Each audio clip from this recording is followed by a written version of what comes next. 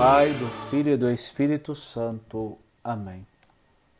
Regina Caeli letare, alleluia, qui aquam meruisti portare, alleluia, resurrexit sicut dixti, alleluia, ora pro nobis Deum, aleluia. Alegrai-vos, exultai, ó Virgem Maria, aleluia, porque o Senhor ressuscitou verdadeiramente, aleluia. Oremos, ó Deus, que enchestes o mundo de alegria pela ressurreição do vosso Filho, nosso Senhor Jesus Cristo, fazei que pela intercessão da Virgem Maria, sua mãe, alcancemos as alegrias da vida eterna. Por Cristo nosso Senhor. Amém. Glória ao Pai, ao Filho e ao Espírito Santo, como era no princípio, agora e sempre. Amém. Nossa Senhora Aparecida, rogai por nós. Então, querido irmão, querida irmã que me acompanha aqui pelas redes sociais, recordando, quarta-feira, 8 horas da noite, live catequética sobre o primeiro dogma de Nossa Senhora, Maria, Mãe de Deus. Participe conosco. Vamos então agora ouvir o nosso evangelho de hoje, que é uma continuação de ontem, o evangelho do bom pastor, segundo São João. Naquele tempo disse Jesus: Eu sou o bom pastor dá a vida pelas suas ovelhas. O mercenário, como não é pastor, nem são suas as ovelhas, logo que vir o lobo, deixa as ovelhas e foge, enquanto o lobo as arrebata e dispersa. O mercenário não se preocupa com as ovelhas. Eu sou o bom pastor, conheço as minhas ovelhas e minhas ovelhas me conhecem, do mesmo modo que o Pai me conhece e eu conheço o Pai. Eu dou a vida pelas minhas ovelhas. Eu tenho ainda outras ovelhas que não são deste redil, e preciso de as reunir. Elas ouvirão a minha voz e haverá um só rebanho e um só pastor. Por isso o Pai me ama, porque dou a minha vida para poder retomá-la. Ninguém me tira, sou eu que a dou espontaneamente. Tenho o poder de a dar e de a retomar. Foi este o mandamento que recebi de meu Pai. Palavra da salvação, glória a vós, Senhor. Bom, queridos irmãos e irmãs, nós hoje estamos recapitulando o evangelho de ontem, é a continuação para vocês. Ninguém tira a minha vida, sou eu que a dou espontaneamente. Tenho o poder de dá-la e também de retomá-la. Foi este o mandamento que recebi do meu Pai. Por que eu quero chamar a atenção para isso? Porque, queridos irmãos e irmãs, é preciso que nós compreendamos e tenhamos essa verdade como algo verdadeiro, porque de fato é verdadeiro. Jesus Cristo veio para a nossa salvação. Ai, padre, mas isso a gente já está cansado de saber. Não, não está. É muito comum no meio, infelizmente, teológico, ou no meio de comunidade, ou em alguns grupos sociais, uma mentalidade errada da fé. Muita gente fala assim que Jesus foi morto por conta de uma trama política. Que Jesus mexeu com os grandes poderosos, mexeu com a sociedade judaica, mexeu com os fariseus, com a instituição religiosa, mexeu com o poder romano, foi traído e por isso ele foi morto. Foi vítima de uma trama política, né? E aí as pessoas continuam falando, por isso que a gente não pode deixar o ideal de Jesus morrer. A ressurreição é a comunidade de Jesus, porque as suas ideias nunca morreram, mas estão por aí. Isso é errado, viu? Nada disso é real. São meias verdades, por quê? Porque a verdade fundamental é uma só e ela é difícil de aceitar, que é qual? Que Deus ama de tal forma o mundo, de tal forma ele nos amou, que ele enviou o seu próprio Filho para que ele, morrendo na cruz, nos desse a vida em plenitude. Esta é a verdade fundamental da nossa fé. Cristo morreu por nossos pecados. Não por meio de uma trama política, não por meio de uma trama religiosa, não. Cristo morreu por nossos pecados. É isso que São Pedro fala na sua carta.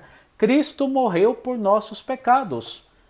Porque se a gente olhar bem os evangelhos, é muito fácil a gente ver outras situações na qual Jesus Cristo foge. Quantas vezes os judeus já tentaram pegar Jesus? E o texto fala, mas Jesus desapareceu da frente deles.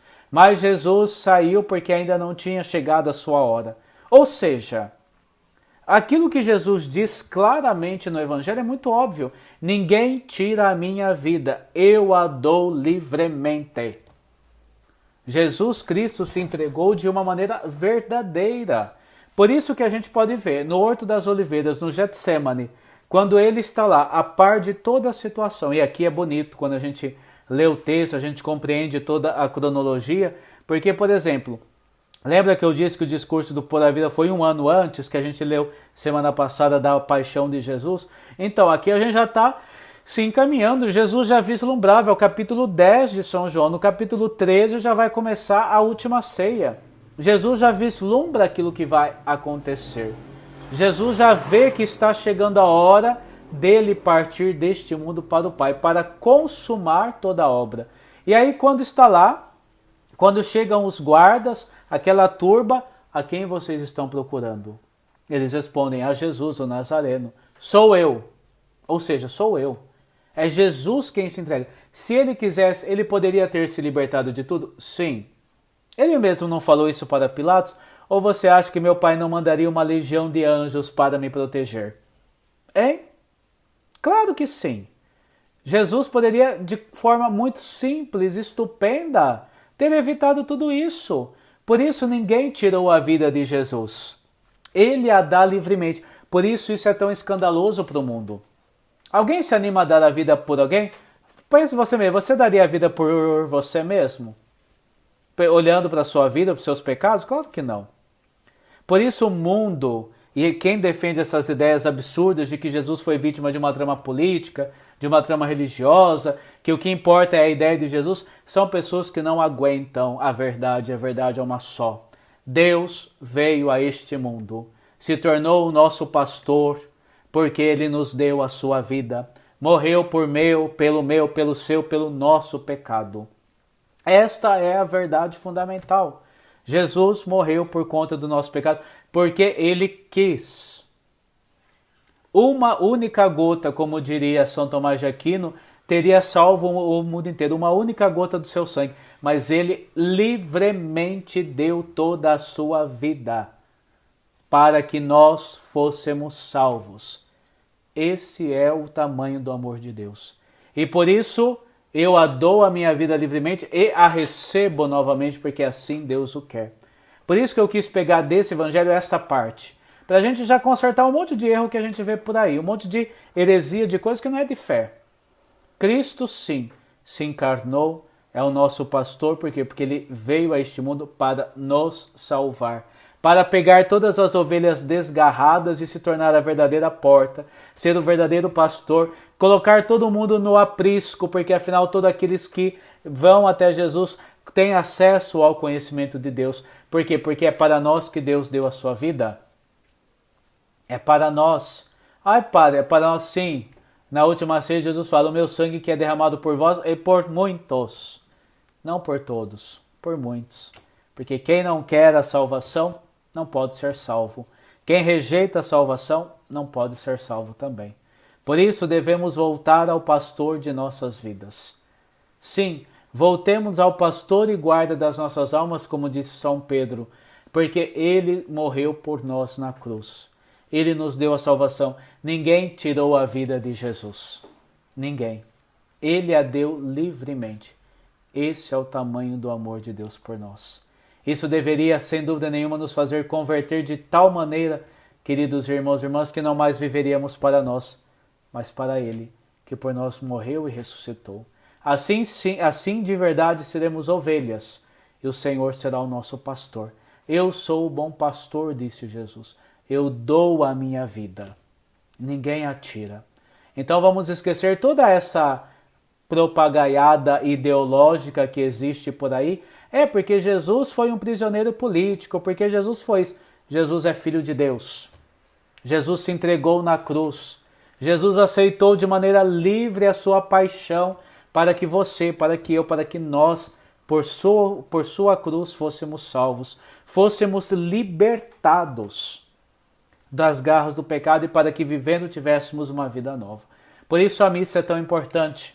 Vocês que infelizmente estão privados da missa, a missa é importante por quê? Porque é a renovação deste sacrifício de Jesus. Ali o cordeiro imolado, mas é este cordeiro imolado que está vivo e que é o nosso pastor. E a ele nós devemos seguir. Como reflexão para o nosso dia, queridos irmãos e irmãs, vamos pensar no tamanho do amor de Deus por nós.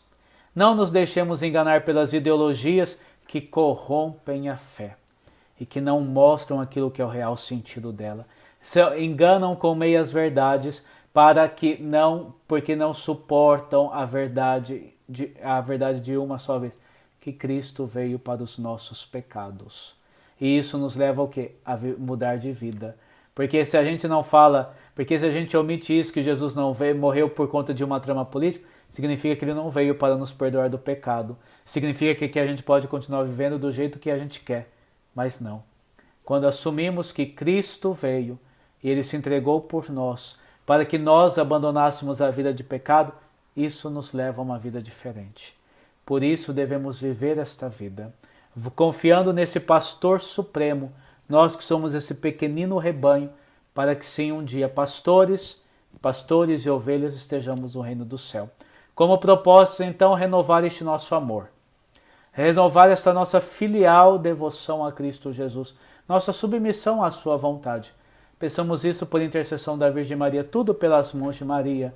Assim, ela tornará mais agradável ainda essa nossa entrega total a Jesus Cristo. Tá bom? A você que me acompanhou, meu muito obrigado. Amanhã, missa, 8 horas, meditação e estamos aqui quarta-feira, nossa catequese sobre o dogma Maria, Mãe da Igreja, Maria, Mãe de Deus, tá bom? Não perca. Vamos agora para a nossa oração final. Oremos.